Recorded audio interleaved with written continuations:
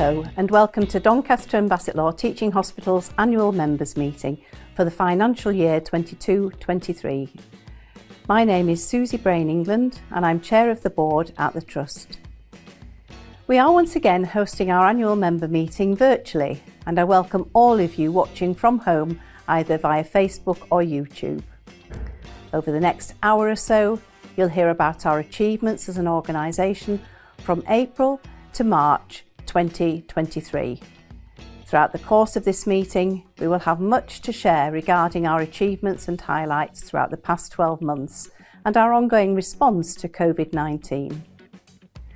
Soon you will be hearing from our lead governor, Lynn Schuler, our Chief Executive, Richard Parker, and our Chief Financial Officer, John Sargent. And following this, we'll have a question and answer session with pre-submitted queries. So let's move on to the agenda. First, we have an item to note. I refer to the minutes of the previous annual members meeting held on September the 28th, 2022, which can be found on our website, and I ask governors and members to note these.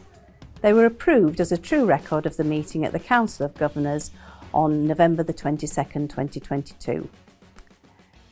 Moving on to our next item, I want to give my reflections on the past year.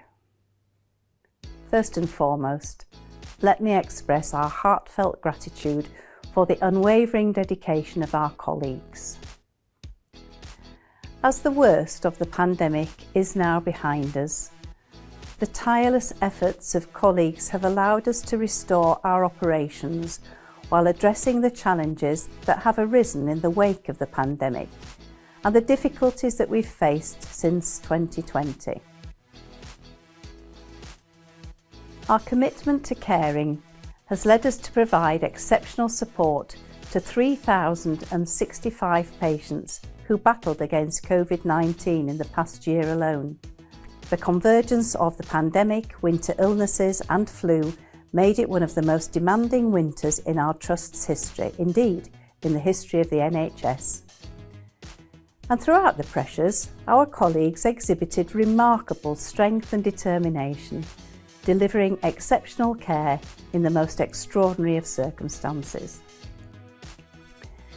Amidst these unprecedented pressures, I'm proud to share that DBTH has set a record, providing care to a total of 795,000 individuals in the financial year. Yes, 795,000 in 1 year. The achievement stands as a testament to the dedication of our colleagues who work to ensure uninterrupted delivery of high-quality care to you, our local community. Placing patients at the centre of everything we do remains our unwavering aim, and as Chair, I am so proud of this. Across this year, we've had a significant change in our leadership teams. We've welcomed new faces, including a new Chief Nurse, a new Chief Operating Officer, and a new Chief People Officer, each bringing invaluable experience and insight into our organisation. And we're now awaiting the arrival of a further new appointment, our Deputy Chief Executive, Zara Jones.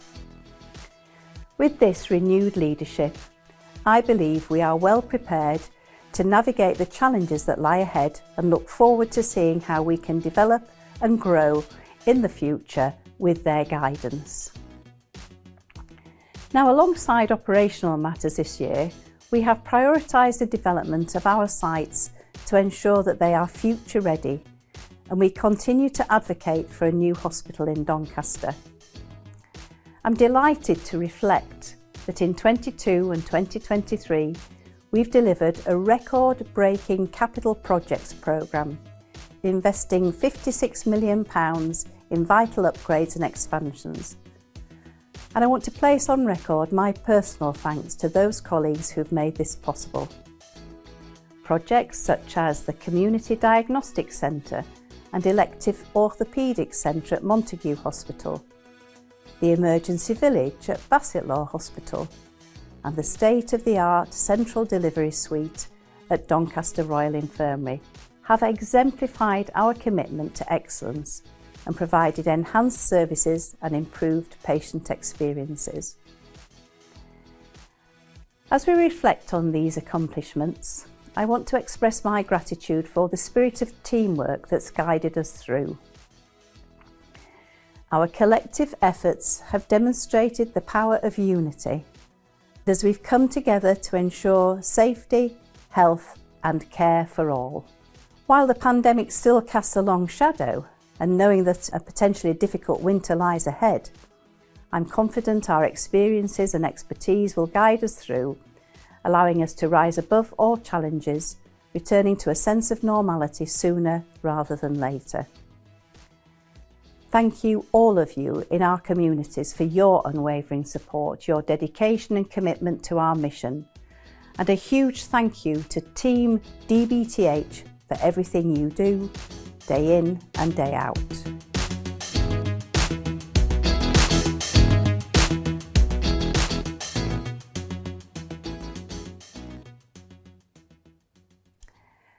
I'd now like to introduce our lead governor, Lynn Schuler, who will deliver her update from the perspective of our Council of Governors. It's great to be here again talking about the work and commitment of our governors, with special thanks to my Deputy Chair, Andrew Middleton. I'd like to remind everyone of the breadth of our volunteers, our governors. We have 18 public governors across Doncaster and Bassetlaw, 6 staff governors, 9 partner governors and 2 Rest of England and Wales governors. People who undertake to be the community representation and work to hold our non-executive directors to account, ensuring the safe working of our hospital trust, being the critical friends who speak for the people of Doncaster and Bassetlaw. This is particularly pertinent this year for a number of reasons. We have undergone governor elections. We have sadly lost some people who reached the end of their total term of 9 years or felt they no longer could commit to the role. We thank them for their hard work and we applaud them for their support of the trust and their communities. We've taken part in the recruitment of non-executive directors and shared our thoughts in the yearly non-executive director assessments. We would like to welcome the new non-executive recruits to their first annual members meeting and congratulate them on a positive start. We have seen within the media worrying developments leading to investigations.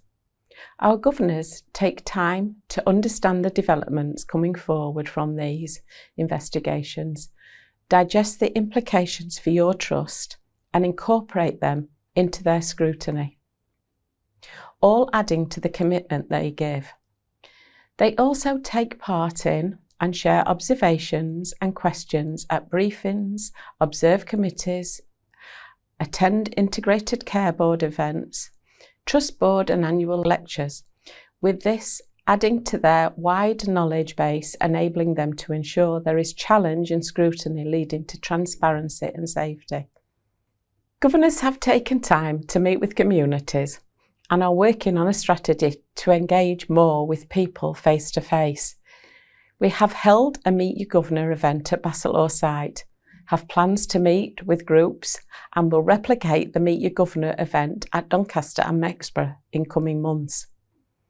We do this to know and understand what is important to you as a community, accessing the services delivered. Following our meet and greets, we gather information and share any concerns raised with the board by sharing a report, helping the trust to understand your needs. We are keen to encourage and increase the membership of our trust, allowing you to be more involved in electing governors to represent you on the Council of Governors, help us shape plans for the future, attend our popular members events including the annual members lectures, receive regular information about what's happening and even maybe stand for election to join our Council of Governors. I would encourage everyone to sign up to be a member. It's free and you can have your say more readily. Thank you, Lynn. And moving on, let me introduce our Chief Executive, Richard Parker, who will update you on our progress within the wider Trust in 2022-2023. Hello, my name is Richard Parker and I'm Chief Executive of Doncaster and Bassetlaw Teaching Hospitals.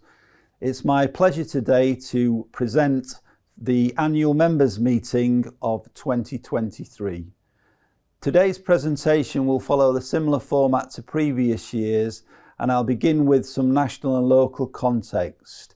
I do hope that this year is the final year in which COVID-19 features so heavily in the presentation, having had such an impact on our health and social care services over the past 3 years.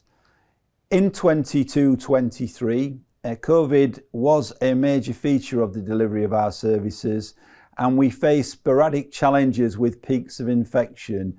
During the course of the year, the hospitals dealt with 4 major peaks, including a significant peak in the winter months, which really did impact upon A&E and ambulance performance, and we'll cover some more detail in that in later slides. However, during the year, we also made significant attempts to recover our services, to get back to some of the levels of performance that we had before COVID-19 struck. And again, later in the presentation, we'll pick up some of the detail on that. The year was very, very challenging for workforce, both locally and regionally and nationally, as our staff were affected by the impact of the viruses in their homes and with their families and friends, but also in dealing with the large number of patients that we actually have cared for this year with the COVID-19 infection, but also through other winter viruses, and also through the increased activity in terms of trying to increase our elective workload and our diagnostic workload and deal with the pressures from our cancer services. In terms of the year, it's been an interesting year in terms of the changes within the NHS, with the creation of the integrated care systems and a greater need than ever before for organisations and particularly acute trusts to work in partnership so that the services that we provide collectively and together can meet patients' needs, but also can take services forward to a stronger position and a stronger point of recovery than organisations could achieve on their own. Finances has begun to feature again as a significant challenge for organisations as we return to post-COVID financial pressures, and we'll touch later on the slides in terms of the impact that that's had on our organisation in 22-23. Clearly that is in the context of the economy, where everyone is aware of the challenges from the cost of living crisis and others, and we'll touch on some of the measures that we've tried to take to support our colleagues during very difficult times. This year has also been a year in which the board has seen change for the first time in a number of years, and the board has recruited a number of new colleagues to join us and to support and help our efforts moving forward to get back to those levels of activity, those levels of waiting times and the quality and safety of our services that we were featured on and focused on so clearly before COVID. COVID's challenges brought new areas for us to develop and new innovations. It's really important that we take many of the good things that we learned during that period forward, and that we take that good learning through to recovering services. Our board is complete, and for people who have specific interest in the detail, if you go online through the Trust website, you'll be able to obtain a full copy of the annual report and the quality accounts. And within that, you will be able to see the organogram diagrams for our board of directors. Suffice to say, I've welcomed this year our new chief nurse, Karen Jessup, our new chief operating officer, Denise Smith, and later in 23-24, we will be welcoming our new deputy chief executive, Zara Jones. In addition, the non-executive directors have been recruited and strengthened this year. We've seen new colleagues, Joe Gander, Dr. Amir Jones and Lucy Nixon join us, and we now have a full complement of non-exec directors. Interestingly, I have never personally worked on a board that has such a clinical basis and a clinical background in terms of experience. 7 of our current board of directors have come from professional backgrounds, nursing, medical and allied health professionals. And I really do think that as we focus on the quality and safety of our services moving forward, that professional knowledge and those years of experience of working clinically will really add value to the board, so that we make sure that we're balancing the need to provide those high quality, safe services with the need to deliver a good and sound financial plan, so that we can drive forward with the things that we want to achieve as a board in future years, and our specific ambition to drive towards being recognised as an outstanding organisation by external regulators like the Care Quality Commission.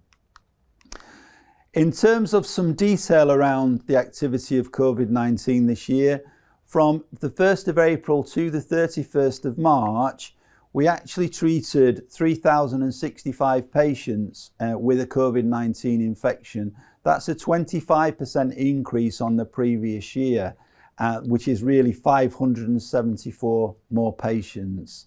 Thankfully, the benefit of the vaccination programme and the enhancements and improvements in the way in which we can care and treat patients with COVID-19, the mortality figures have dropped. But very, very sadly, some patients did pass away as a result of COVID-19. And our sympathies and condolences go to any families that have been affected by the loss of a loved one in these circumstances and in all circumstances. The total number of patients who sadly succumbed to the virus in 22-23 was 351 patients, bringing the total number of patients who passed as a result of the disease to 1,439. Clearly, this has been a significant period for many, many people, most if not all of our communities, but specifically for those families who have lost loved ones.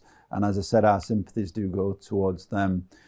During the New Year's period, the Christmas and New Year's period, the Trust experienced one of its most difficult periods in respect of a combination of factors, increased activity that is normally associated to winter, a peak of COVID-19 and also a peak of influenza, which meant that the organisation locally, the Trust, the other acute trusts in South Yorkshire and nationally were under intense pressure.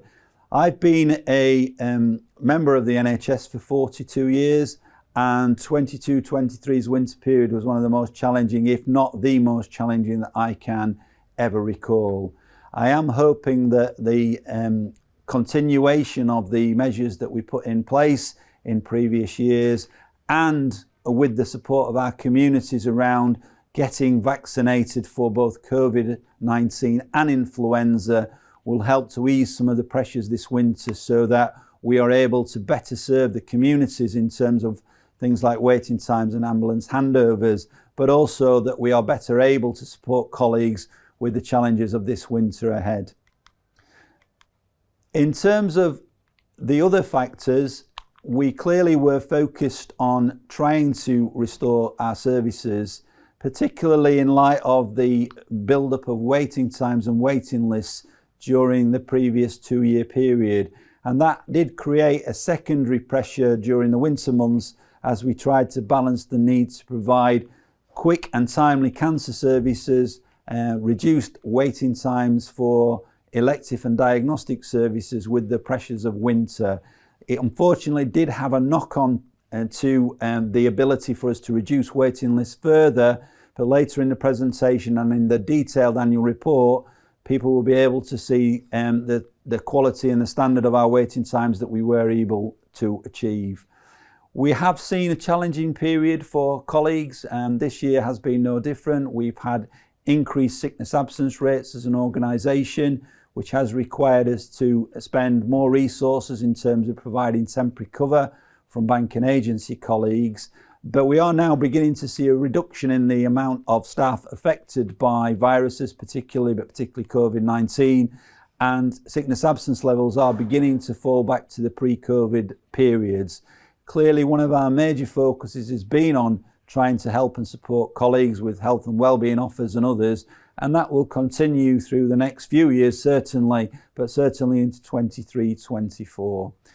The good thing, and why I'm hopeful that we won't be talking so much about the impact of the pandemic next year, is that our COVID-19 levels are actually falling back, and that is a testimony to the success of the vaccination programme and also to the measures that our communities take when they're visiting hospital and also when they're meeting friends and families in social circumstances.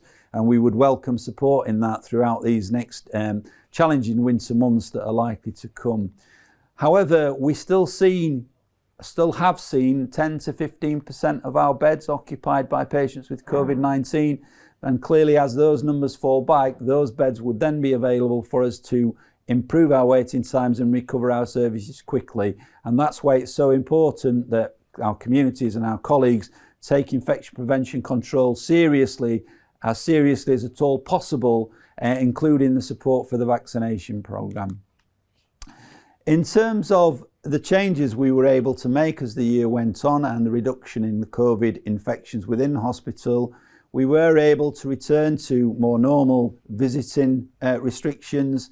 Very sadly, during the peaks of the pandemic, we had to tighten up visiting restrictions to prevent the spread of the infection from outside to inside and within our wards.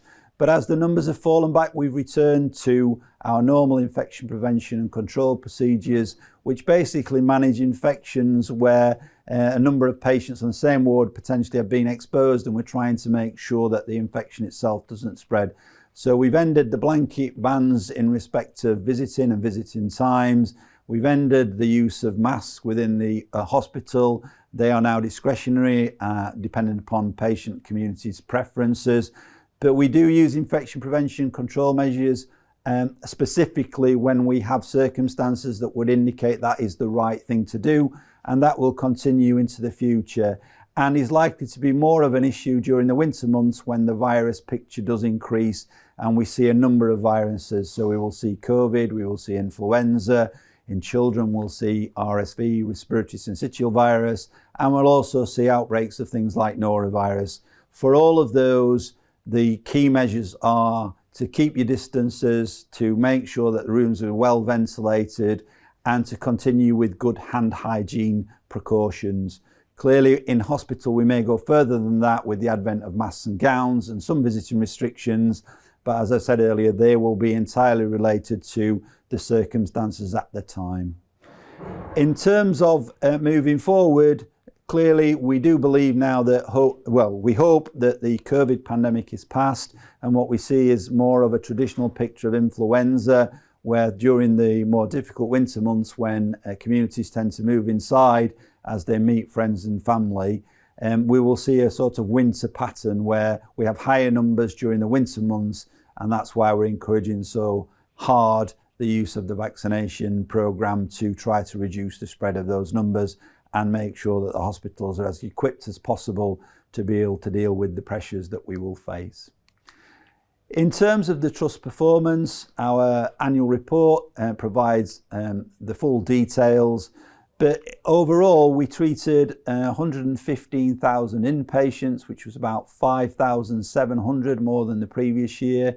We cared for approximately 482,000 outpatients, which again was about 8,500 more than the previous year.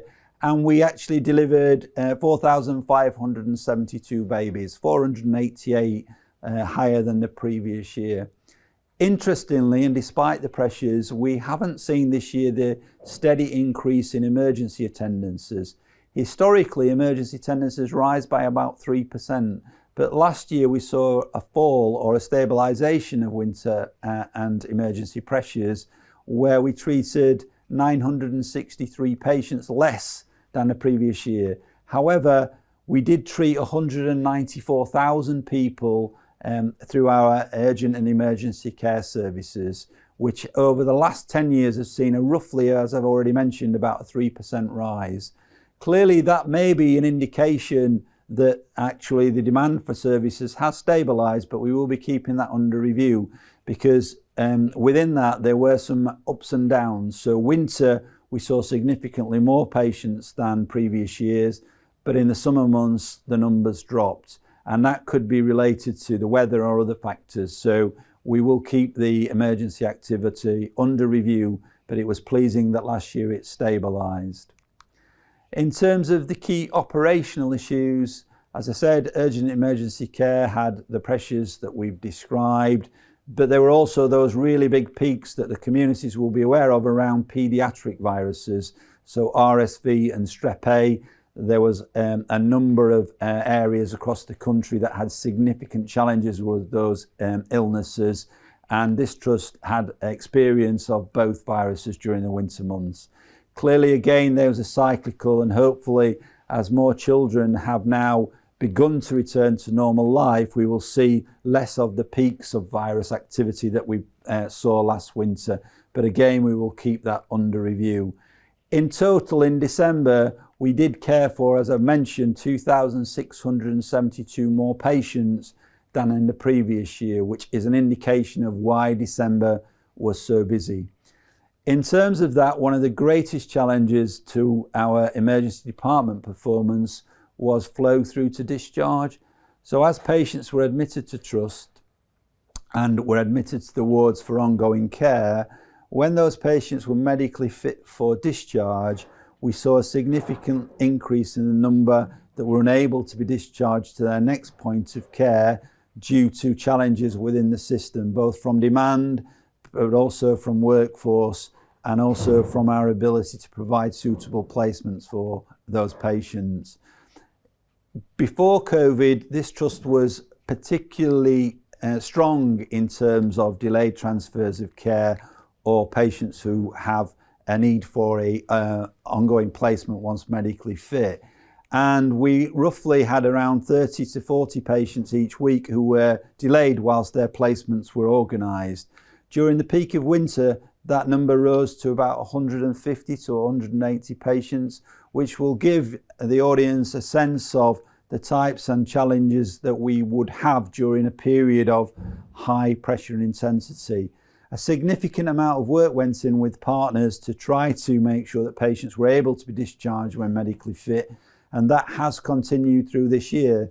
So hopefully we're in a much stronger position as we go into the autumn months this year to make sure that as few patients as possible have a delay in being able to be discharged when medically fit. But that will require us to use some of the innovation that was created and developed during COVID more fully as we move forward. That will be things like the use of virtual wards, where because of technology advances, we are able to monitor and support patients in their own homes, which is fundamentally better for them in the right circumstances than entering hospital. And we hope that that will be one of the factors that leads to positive benefit for our patients and a slight easing of the pressures on the acute trust during the winter months. And a lot of work at the moment is going into expanding and developing those services for adults and also for our children, because the same circumstances in terms of being able to remotely monitor children, use technology to keep them safe in their own homes, will also help and support us with the pressures of winter. I touched earlier in the presentation on some of the pressures that are directly related to their activity and the workload in and around our expenditure for bank and agency staff. These are temporary staff who come in to support us with gaps in our rotas, with vacancies, and with challenges where pressures increased. At periods over the winter months, we had significant number of additional beds open. Those are beds that are not routinely used for patient care, but could and are available to us if pressure dictates that we need to be able to use them. Our bank and agency expenditure last year was significantly beyond budget. It was one of the things that created our financial challenge, and a lot of work has gone in this year to recruitment and retention, and also to making sure that we use our temporary staffing wisely around managing those peaks of activity that could affect patient safety. But this is one of the things that does need great attention this year in terms of trying to make sure that as many of our vacancies are filled as possible. In that context, last year and from actually April 21, the Trust has had a higher bed occupancy than the nationally described standard. So ideally, organisations would run at no more than 92% bed occupancy. So 92 out of 100 beds in use and occupied by a patient at all times. Since April 21, we've not actually been able to get our bed occupancy down to that level. And that is one of the features that a lot of the work we're doing with our community partners that I've already mentioned around virtual ward, around discharge to assess, around home treatment services is aimed at trying to make sure that we get that occupancy down. The reason that is important is that without the additional empty beds at any point in time, it means that patients will have to wait whilst the patient is discharged or the bed becomes available.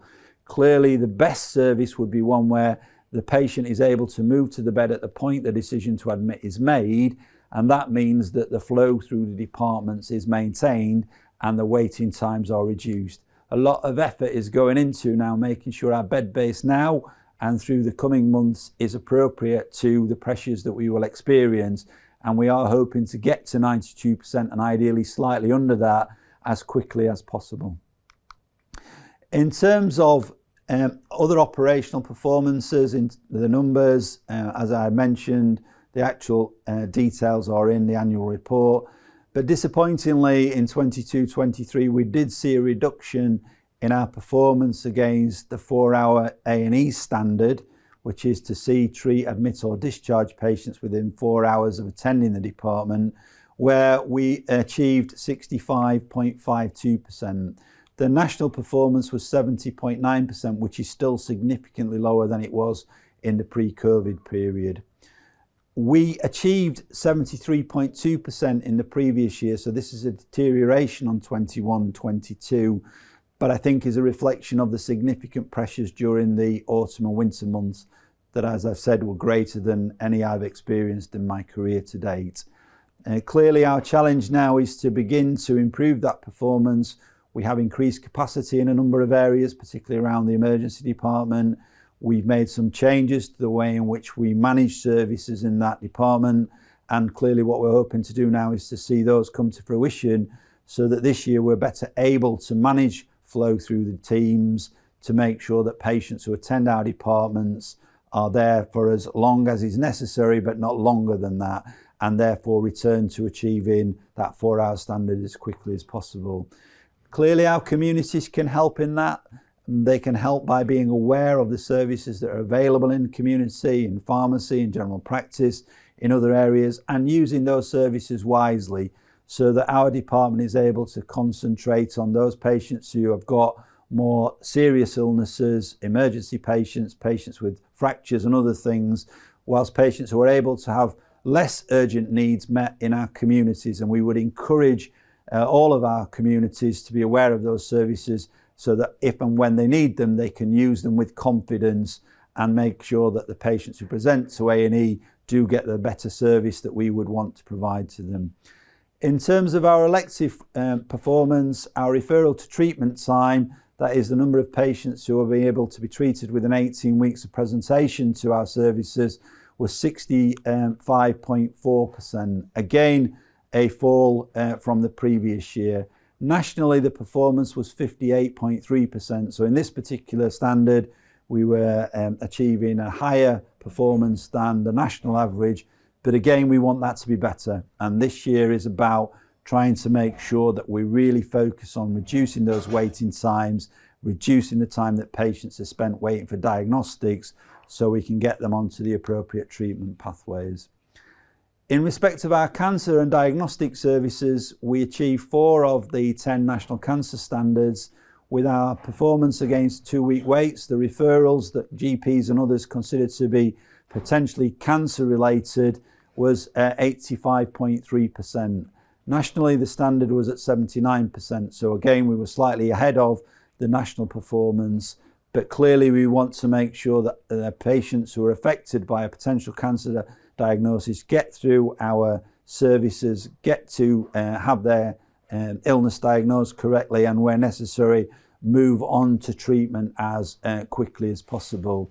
To support that, we're developing our community diagnostic centre capacity to support our faster diagnostic framework, and also trying to make sure that we reduce the waiting times for some significant modalities such as CT and MRI scan waits. At the moment, there is some national discussions around cancer standards to try to make them clearer for patients.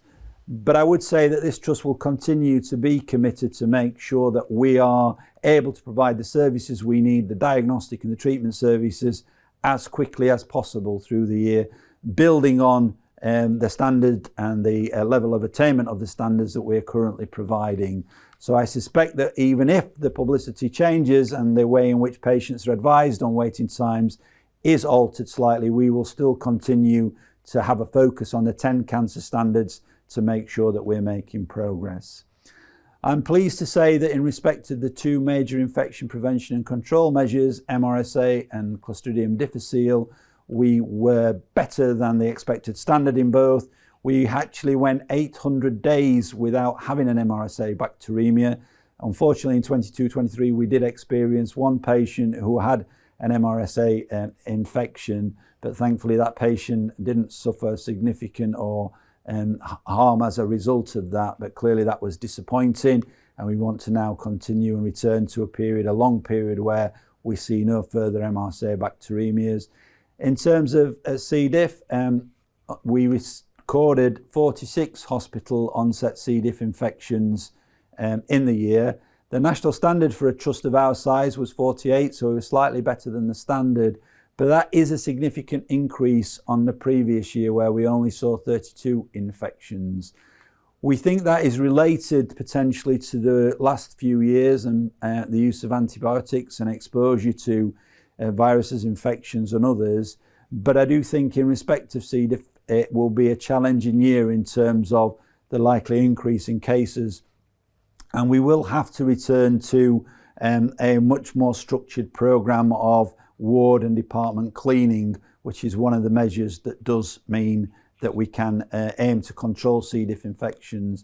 The challenge that we've had with that, and it remains the challenge, is the bed occupancy. But clearly to undertake ward deep cleans, we need to have the capacity to be able to decant the wards. And that's why I've focused on a lot of effort going into the factors that affect our capacity, because we want to have the ability to do those sorts of things as and when we need to. And at the moment we are able, and we are doing that, and we want to be able to maintain that through the winter months.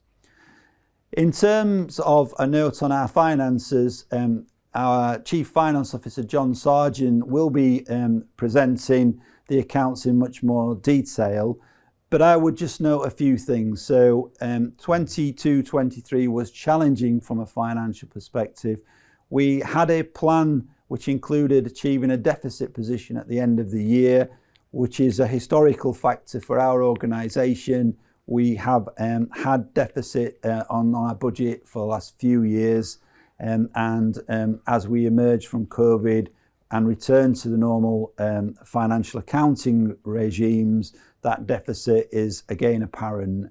Last year, the plan was to achieve a deficit of £10.1 million, which we did through hard work and commitment of our staff and colleagues.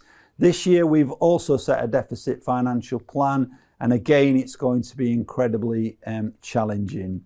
As part of our commitment to our two integrated care systems, South Yorkshire and Bassetlaw, and Nottingham and Nottinghamshire, we are working within the system framework to make sure that we contribute as much as we can to those two systems achieving their financial plans, which are so important in terms of being able to commit to and deliver improvements in future services.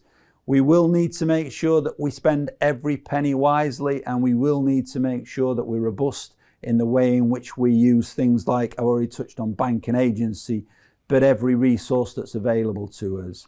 And we will need to do that in a way that is slightly different to the last couple of years with COVID, where the financial regimes were slightly different. However, this organisation has always delivered on its commitments and will continue to try to do so this year. And I hope this time next year to be able to report again that we've achieved our financial plan and made that contribution to both our trust, our place-based partners, our local services, and to the wider systems. We also, however, had a really challenging capital programme, one of the largest capital programmes we've seen for many, many years. And I'm pleased to report that we did actually achieve the capital programme. We spent over £56 million on infrastructure and related developments.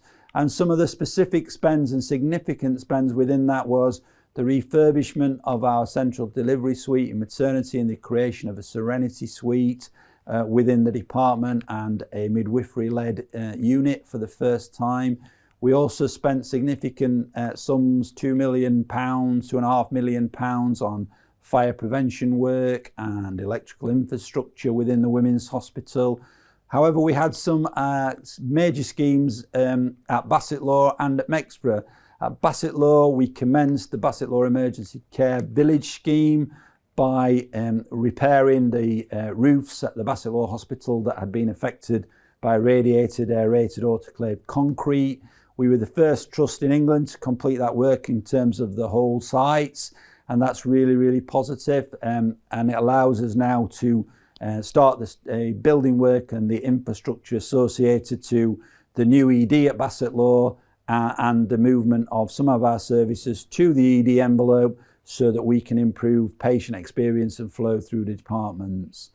At Mexborough Montague, we continued the development of the community diagnostic centre that provides increased access and access in the community to things like CT, MRI, endoscopy, ultrasound.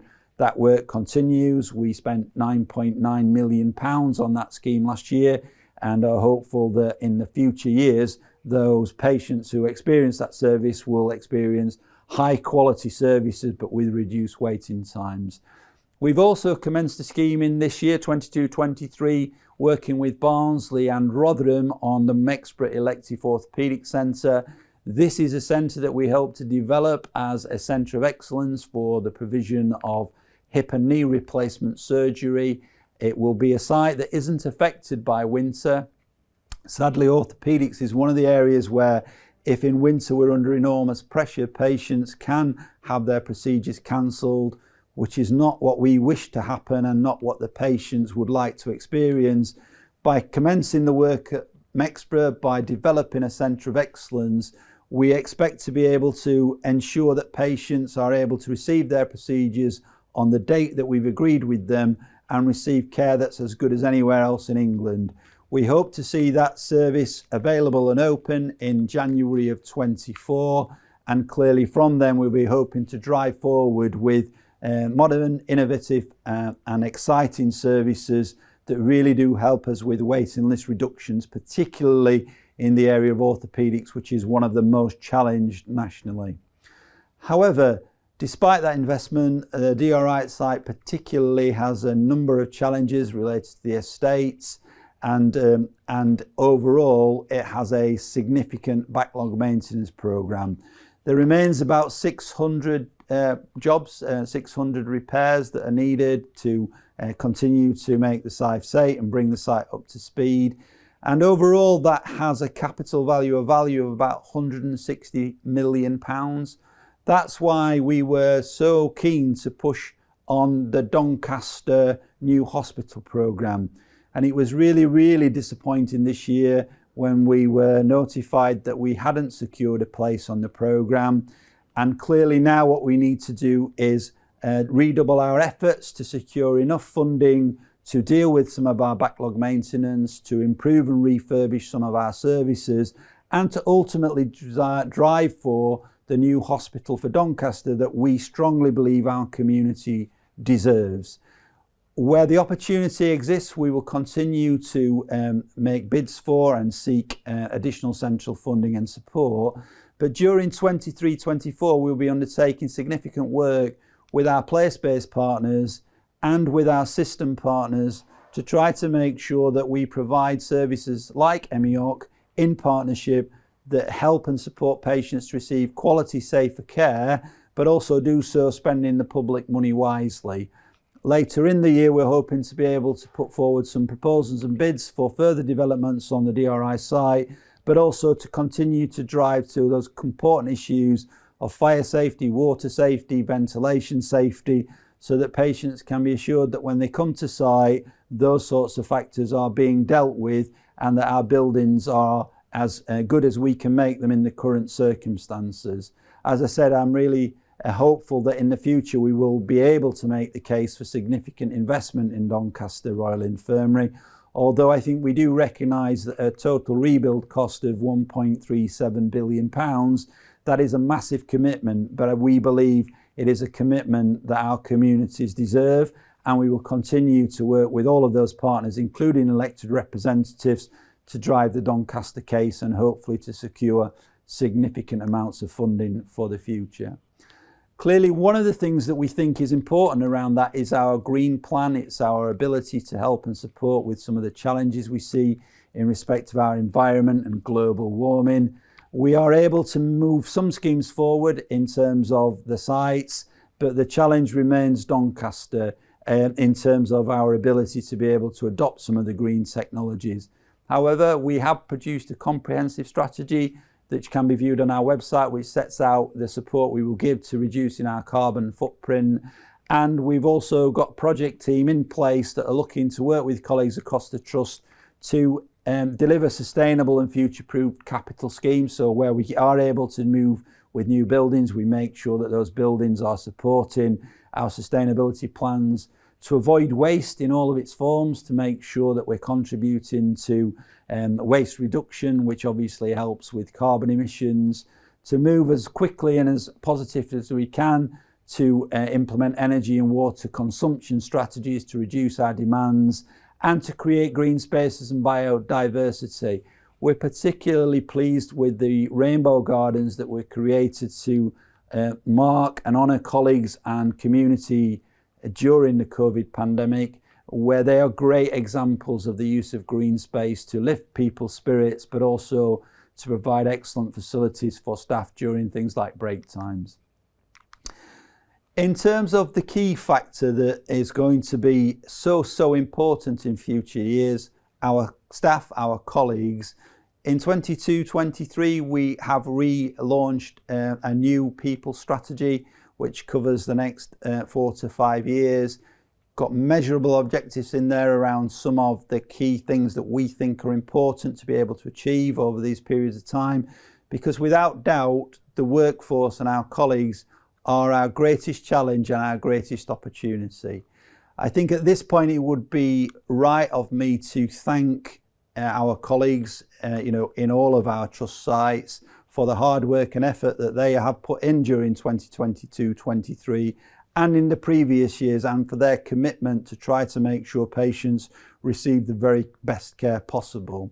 Our people strategy aims to build upon that, aims to recognise the value our colleagues brings to help and support our people to move forward, to look after our people, to ensure that they believe that they belong to our community, to the Trust community, and can engage and support us, to grow our colleagues for the future so that as services change or as their development needs change, we are supporting them with that so that they're able to feel that they can work and support us with our objectives and our strategies, and also to look with a keen eye on the way in which services will change in the future with things like the advent of artificial intelligence, but also with working much more strongly in partnership. So what we want to do is work and grow together so that we're delivering safer, higher quality, more timely care in the future and through the years.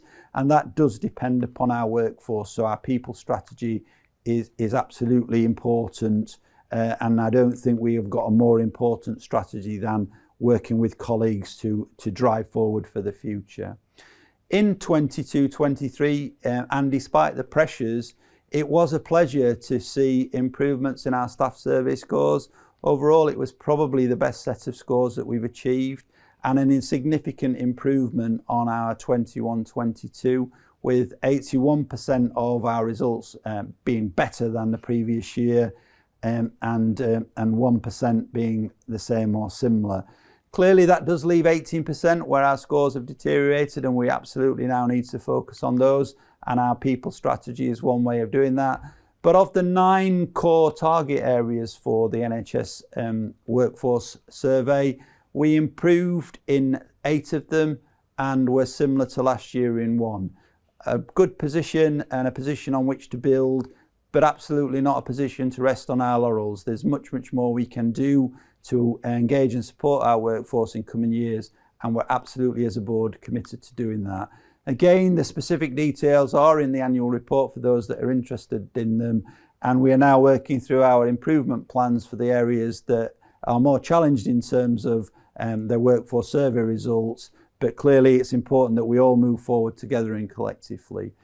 We had a real focus during the pandemic and in this previous years, and we'll have a focus in the future on our staff's health and well-being. We've continued to improve that. We've got some great services in there that are evaluated, counselling services and things like Reiki services, which staff really do welcome. As I've already mentioned, we have created the Rainbow Gardens, which are designed to help staff and to provide lovely areas for staff in the summer months, particularly to spend some time during their breaks and lunch times. We've targeted some support around cost of living pressures, which was really important to our lower paid staff this year, and again we'll look to try to continue with that. And we continued with our thank you events, both locally and also on a wider scale, with a second thank you event at Yorkshire Wildlife Park for our colleagues and their families, which was held in July to coincide with the NHS 75th anniversary. Again, that was a token from ourselves in terms of helping and supporting colleagues through the year and recognising their effort and their services. And there's research that suggests that where you do that as families, the benefit is substantially greater, and that's why we encourage colleagues and families to spend time together in a positive environment to release some of the pressures of the year and hopefully move forward with the challenges to come. We have a really robust recognition and reward system, which I think the staff do welcome. And all of that culminated in the award for us of a gold standard award as part of Doncaster Be Well at Work, and that was really, really positive to us to see that external agencies had recognised the efforts that we'd gone to try to help staff during the course of the year. Clearly, what we have seen during the pandemic and moving forward is that there continues to be challenges with health inequalities. We as a trust are focused on reducing those health inequalities as quickly as we possibly can. In 22-23, we saw the appointment of a project manager specifically to drive work in this area, as well as a joint appointment of a public health consultant who is helping us to make sure that the services that we offer in emergency, in elective care, in diagnostic care, reduce as much as possible any inbuilt inequalities so that all patients are able to access services at the right time and to the same and the correct standards. That will continue throughout the year, and we'll continue to drive on our discovery, on other work, and support that with our quality improvement and education teams to make sure that all staff are aware of inequality in all of its guises and are driving to eradicate it as quickly as possible. In terms of the future, again, there is a commitment from our partners at place, particularly and across the ICS, as one of our biggest areas for challenge and for progress, to make sure that we all work together and that those services are consistent across South Yorkshire and Bassetlaw. Overall and in summary, I think it has been a challenging 12 months, but it has marked a period of recovery and transition to a post-COVID norm for the Trust, and thankfully we will now hopefully be able to move forward to make progress on some of the things that we as an organisation want to do on behalf of our patients. We do as an organisation want to get our performance levels back to or as close as possible to the pre-COVID measures, and ideally as we make progress beyond those, because we think that's really important. We recognise the difficulties that patients experience when waiting for services, and we want to help and reduce that as quickly as possible. I believe that will be possible as COVID begins to decline. We do want to continue to invest in our infrastructure and our facilities, even without the new hospital programme being agreed at this moment. We want to make that a priority for the year, and we want to build on the £56 million we were able to invest last year.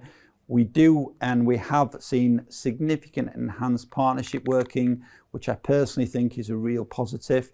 I think that's one of the areas where we can make quicker strides together by making sure that the acute trusts in South Yorkshire provide the services that patients need and help and support each other with particular challenges. I'm really, really positive that I think that will make a significant difference. and we will build upon things like the work we're doing with pathology services, which are important to diagnostics, to make sure patients are able to access those services quickly. We really have had a focus this year on retention and recruitment. We've seen successful international recruitment.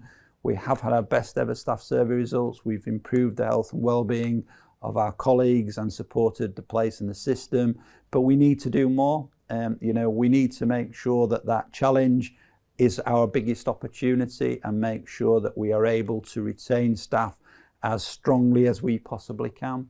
And we have now got a complete board of directors. We've recruited to all of the vacancies, and we have a board that's focused on those really high priorities. Safe, sustainable, high quality care that is delivered within our resources so that we are able to build on that in future years. In terms of the what next for 22-23 and to 23-24, I've already touched on the sorts of things that we've been doing, that we need to do more. But in specific terms, we do want to continue to deliver high quality, safe and effective care. We do want to deliver our financial and delivery plans so that we are able to live within our resources and our patients are able to expect reducing waits for treatment. We want to get back to achieving the national standards for emergency, elective, diagnostic and cancer care as quickly as possible and sustain them. We do want to work collaborative with our partners in the Acute Federation, the group of acute trusts in South Yorkshire, and at place to make sure that the services are where the patients need them and at the time that they need them, and that's really important to us, driving down on any inequalities that were built into the systems already. We want to be able to focus on our colleagues, particularly on recruitment and retention and health and well-being. During the early part of 23-24, we've had what appear to be very successful recruitment campaigns. It's important that we build on that by reducing our number of staff who leave the organisation in the year, because we are able to offer them and meet their development needs moving forward. Because the easiest way to increase staffing levels is to recruit, and when you recruit, to retain the staff that you recruited. And we want to be able to drive down on our vacancy rates, because that's so important to patient care and our use of resources. We want to continue to refresh the trust strategies so they're up to date and we are clear on what we're working on and how we're going to measure success, and build upon things like the new people strategy to be able to demonstrate to colleagues and our communities the areas of which we're going to deliver in future years. And we do want to continue, as I said, to look for innovative practice, to look for areas where we can significantly improve, where we can change the way in which we work for positive benefit of our patients, and to use artificial intelligence and others to drive the future of health and social care in Doncaster and Bassetlaw. So thank you very much for taking the time to listen to my presentation today. As I've mentioned a few times, a full annual report and quality accounts is available on our website or by contacting the Trust Office. And I would just like to end by saying a massive thank you to our communities and my colleagues for your help and support last year, and for a commitment to help and support us in this year, particularly in the areas like supporting the vaccination programme and supporting winter infection prevention and control measures, because they will be so important as we strive to reduce waiting times and deliver the sorts of services our patients and our communities want and deserve, and which we would like to deliver. Thank you very much. Please have a great summer and hopefully a really positive winter with plenty of quality time with your friends and families. Thank you very much, everyone. Take care. Thank you, Richard, for that comprehensive update. And just a reminder that all of you can catch up regularly with our news on social media and also on our website. And you can check there our operational performance and our achievements. I'll now introduce John Sargent, who's our Chief Financial Officer, and he will describe the organisation's financial position. Hello everyone, my name is John Sargent and I'm the Chief Finance Officer here at Doncaster and Bassetlaw Teaching Hospitals. I'm here today to take you through a brief overview of the financial performance of the Trust from April 2022 to March 2023, and also to look ahead into the next financial year. The Trust continued to operate under the national financial regime during the COVID pandemic, with our staff working tirelessly to treat our patients. Throughout the last financial year, the Trust earned £555 million of income, and after we'd made all our payments and covered all our liabilities, we were left with a year-end deficit of £10 million before any technical accounting adjustments such as asset impairments. Of the income the Trust received, we spent £368 million on staffing, and we finished the year with just over £32.5 million of cash in the bank. However, due to our backloaded capital programme in 22-23, there were significant levels of capital creditors at the end of the year, for which a significant proportion of the £32.5 million was earmarked for payment in April 2023. In terms of the accounts for the year, the Trust has had them audited by Ernst & Young, and they were happy to give an unqualified opinion on the accounts, and also an unqualified opinion on the Trust's use of its resources. Throughout the year, we also spent a significant amount of capital, £56 million in total. This was on a number of different items, including £14.9 million on our estates. This money was directed at all 3 sites, concentrating on making parts of the sites infrastructure safe for our patients. Due to the Trust operating on an old site at Doncaster, the Trust continues to have a high level of backlog maintenance in comparison with other trusts. We also spent £15.9 million relating to RAC at our Bassetlaw site. Although RAC has recently been in the national press, the Trust was aware of this potential issue for a significant time, and with the support of our national partners, we received funding to allow the remediation work to take place. We continued our spend on the replacement and upgrade of medical equipment and IT equipment, with extra funding provided in the year relating to COVID pressures, similar to the previous financial year. COVID in itself was still a significant issue in terms of costs to the Trust, and overall we spent nearly £5 million more on COVID-related costs than in a normal year. £3 million of that was on extra pay, including additional staff to cover the segregation of areas between COVID and non-COVID patients, sickness cover, additional hours and additional work to cover testing and vaccination programmes. We also spent £1.4 million on non-pay expenditure, most of which was the cost of testing kits and laboratory tests to do with the COVID pandemic. In terms of cash, the public sector was encouraged to continue to make sure that it paid its suppliers very promptly, to keep cash flowing in the economy whilst the pressures of the pandemic were felt by industry, and we maintained that position this year. As I mentioned earlier, the Trust maintained a healthy cash balance at year end, which was £32.5 million.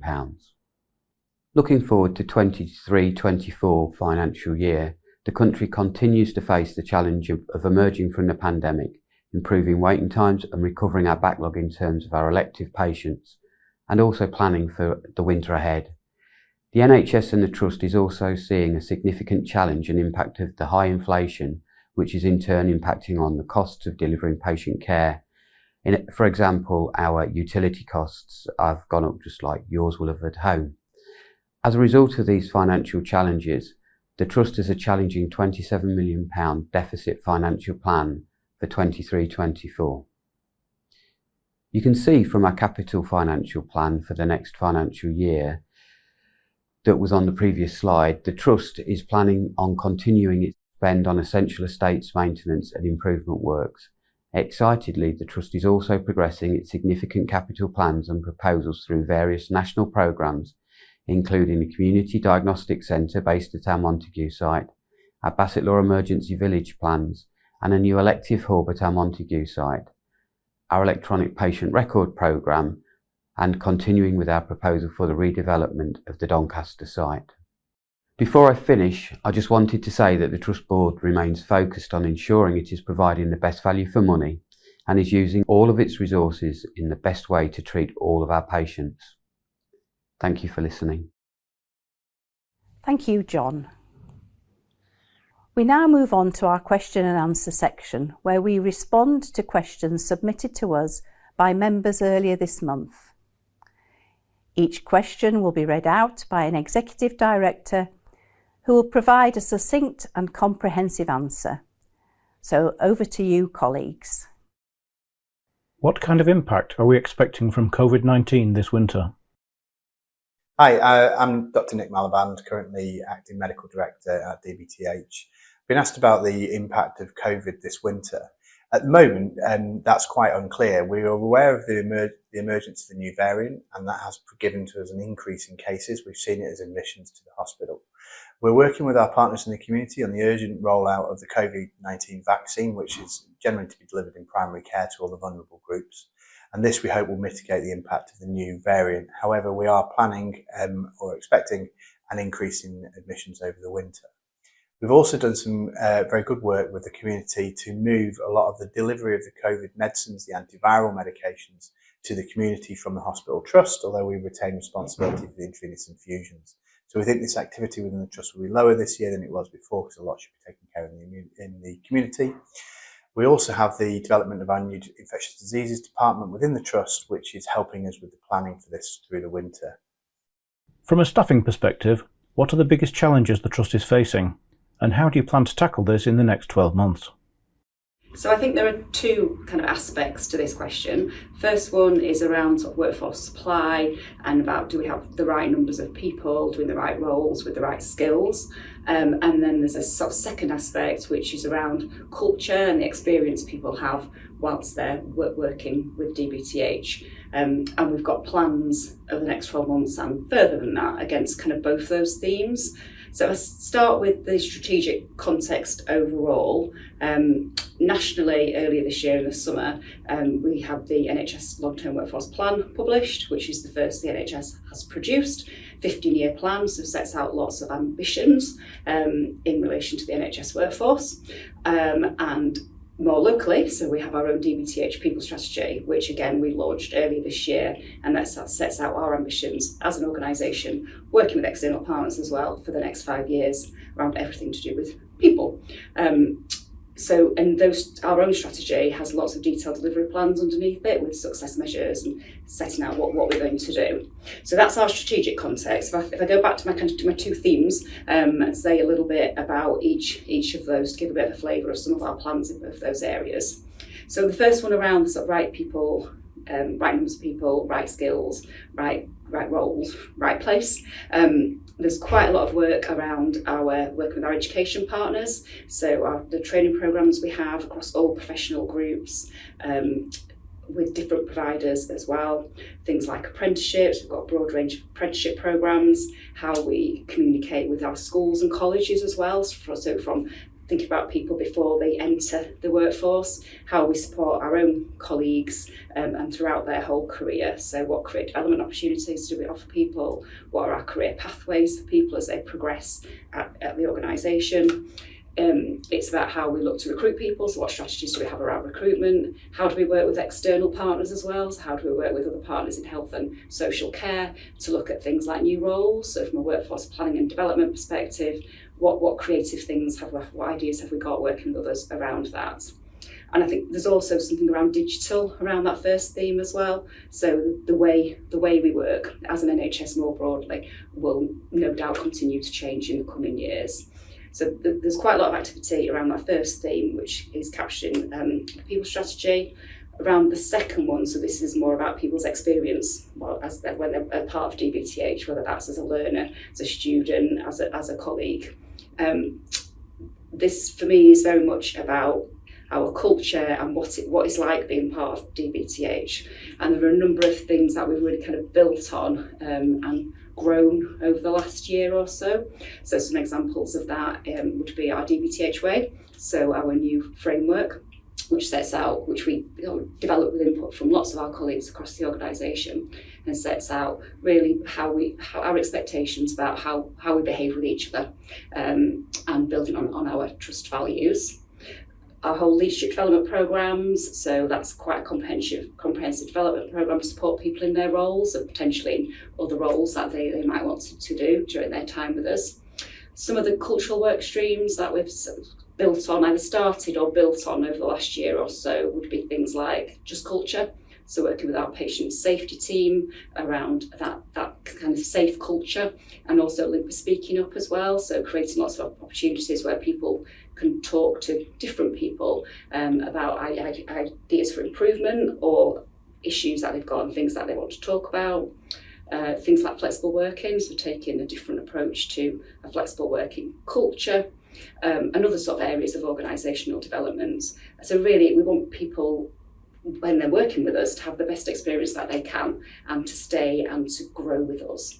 And those sort of two aspects together, I think, are examples of the things that we will continue to do to address some of them are national staffing challenges from an NHS perspective. So that's a bit of an overview. There is quite a lot of detail, like I say, in the people strategy, which does set out some clearer actions on what we intend to do in the next 12 months and beyond that, and how we know if we'll be successful or not, how we'll measure ourselves against that and support all people of Team DBTH. What are the plans for phlebotomy services now that the EcoPower service is closing? Good afternoon, everyone. A member of the public has asked a question in respect of what are the plans for phlebotomy services now the drive-through EcoPower service is closing. We have had a number of questions and concerns about the decision to close the EcoPower Stadium, which has been taken in consultation with the Services Commissioners, NHS South Yorkshire, Doncaster Place. And the reason for the decision is based upon a return to more normal practices following the COVID pandemic, where patients were previously able to access phlebotomy services at their local general practitioners and also at our hospital sites, in the case of Doncaster Royal Infirmary. In taking this difficult decision, NHS Doncaster Place did consult with local general practice about the facilities that should be available to their patients, and also some of the issues about the drive-through service, which is in the main accessed by transport, by cars, which made it very, very difficult for patients who don't drive and haven't got access to family or friends to bring them to be able to access phlebotomy services. The principle being that if we split the services over 3 or more sites, then clearly that may mean that we have to restrict one or other access points. A return to general practice and DRI was felt to be the most sensible course of action at this point in time, and therefore patients would be able to access the services through general practice or through Doncaster Royal Infirmary. Clearly, a number of patients have raised concerns about issues like infection prevention control, particularly if they have illnesses which mean that they are immunocompromised, i.e. susceptible to viruses and infections. And both general practice and the hospital are able to put in place special precautions for those patients if they let us know in advance of their particular concerns or worries. Clearly, with any decision like this, we will keep it under review, because what we want to do across the board, NHS Doncaster Place and ourselves, is to provide the services our patient needs at the right quality and with safety in mind. So we will monitor the situation to see where patients are actually accessing blood tests.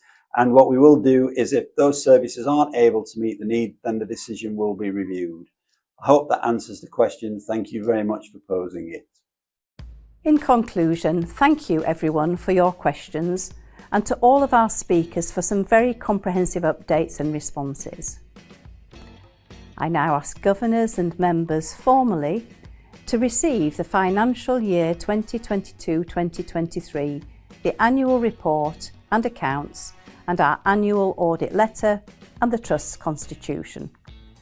All of these documents can be found on the Trust's website, which is www.dbth.nhs.uk. I want to personally thank you all for tuning in to our annual members meeting.